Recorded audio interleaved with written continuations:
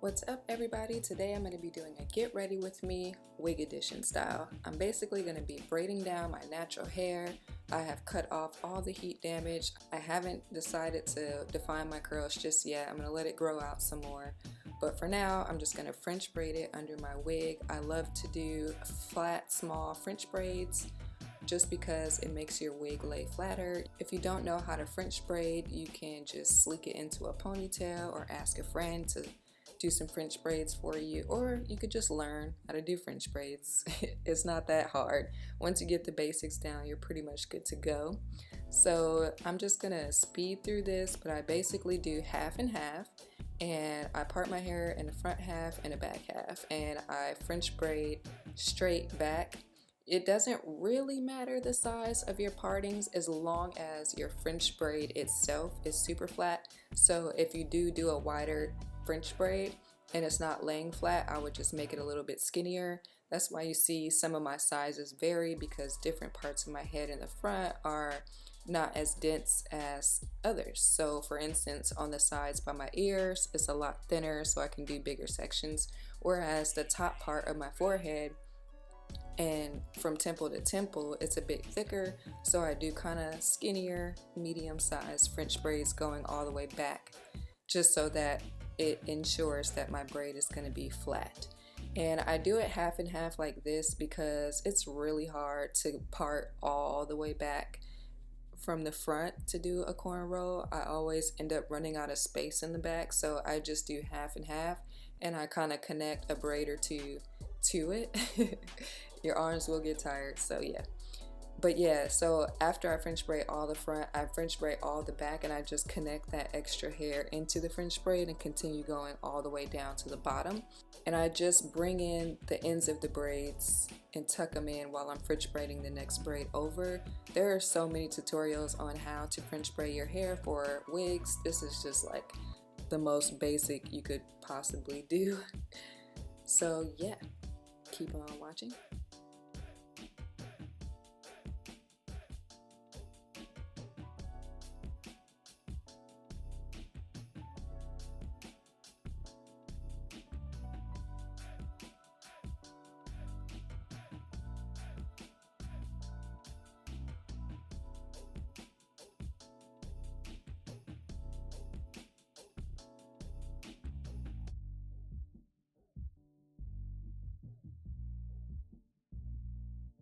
Next thing I'm going to do is grab some Got To Be gel. I like the sparkling black one better than the yellow one.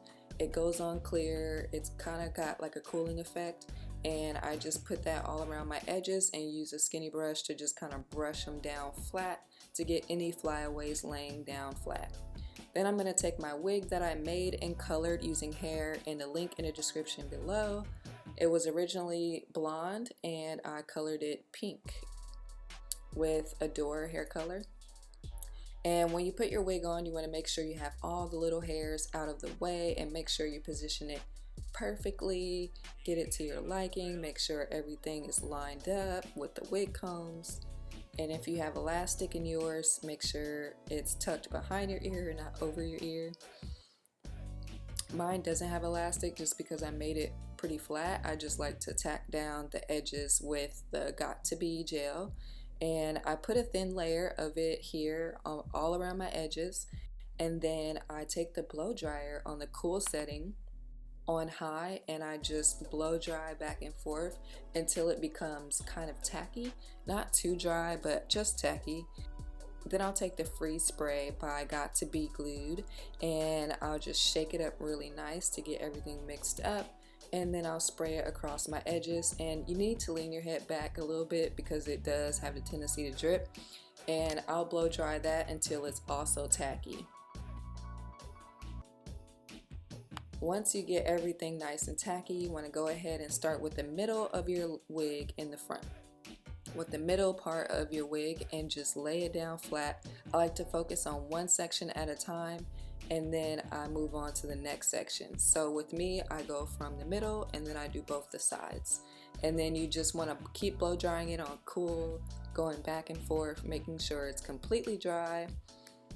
And it does help to kind of take a comb to press down in areas so you don't have to press it down with your fingers, because if it's not all the way dry, the gel will seep through the lace, and you don't want the gel to seep through the lace because it could look flaky and like you have too much product on it. So just use a comb to help with pressing it down so that the gel doesn't seep through.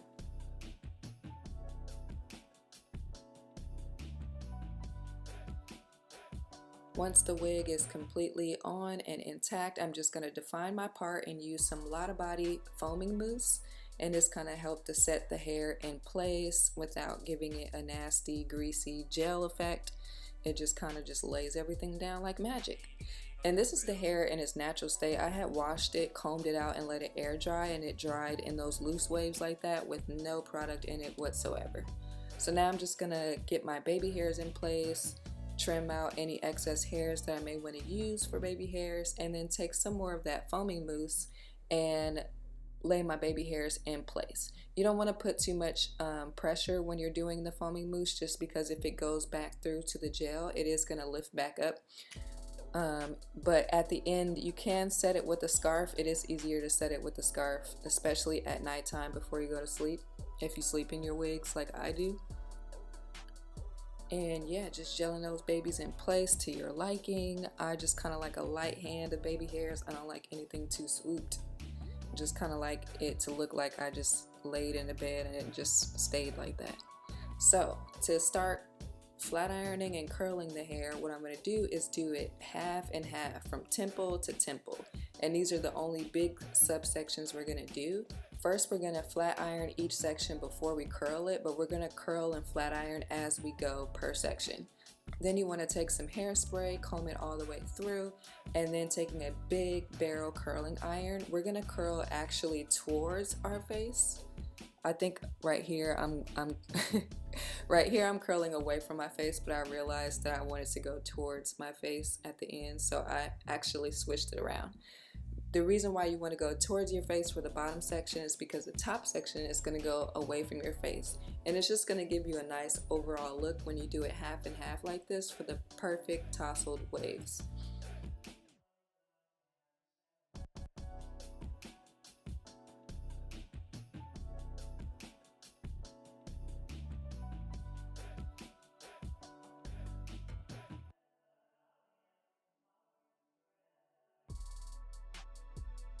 So I start with at the top of the section when I'm curling, and I just lightly press up on the curling iron and twirl it around.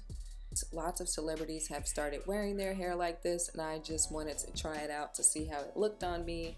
And I've also worked at Dry Bar, and they have a hairstyle like this called the Mai Tai, but it's a little bit more curled, but the ends are mainly straight with the Mai Tai.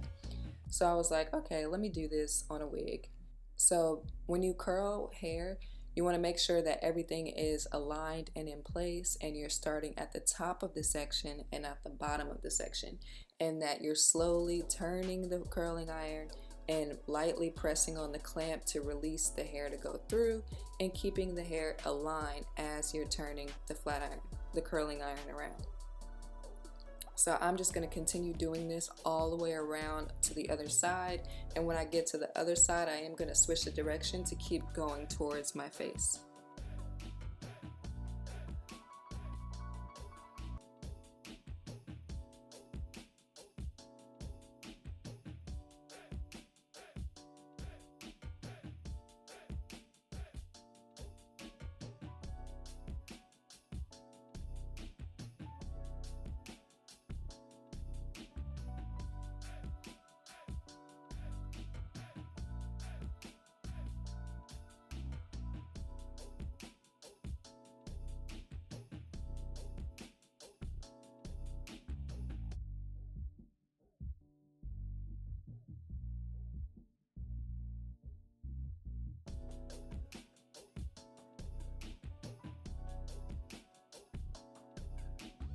Now that we're done with the bottom half, I'm going to just let all that down, and I'm going to start curling everything away from my face. But in the front sections, I'm going to really pull that section up and away towards my face, and not just down away towards my face, because I like a lot of volume near my parting area.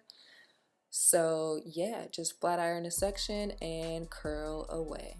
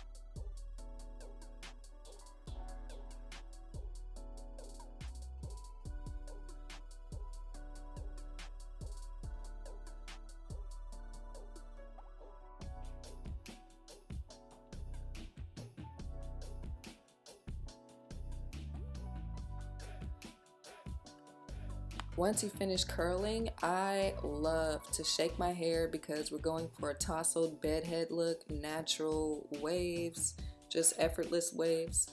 So I just shake my head, I flop it over from side to side, front to back, left to right, around and around.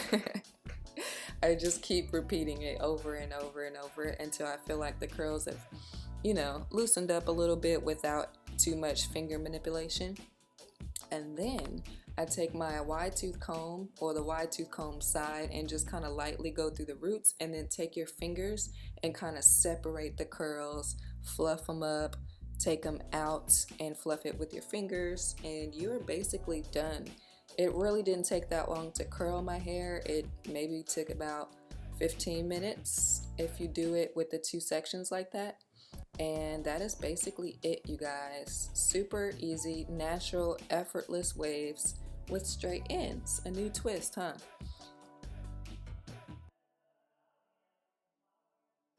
Thank you so much for watching. I am so sorry I'm slacking on these daily uploads. Life is kind of happening right now, so it's a little hard, but I'm trying to get the hang of it, and I will promise from here on out that I'm gonna post as often as I can. If I have free time, I'm going to post. So we're gonna stop with the daily uploads for now, just so I can get a hold on life, and then I'm just gonna post as much as I possibly can, okay? I love posting, I love you guys, I love when you guys leave comments, so let me know what you thought of this look and if you want to try it yourself. And feel free to brush up on the description box because there's lots of information there that you should know. So thank you for watching, and I will see you guys in the next video.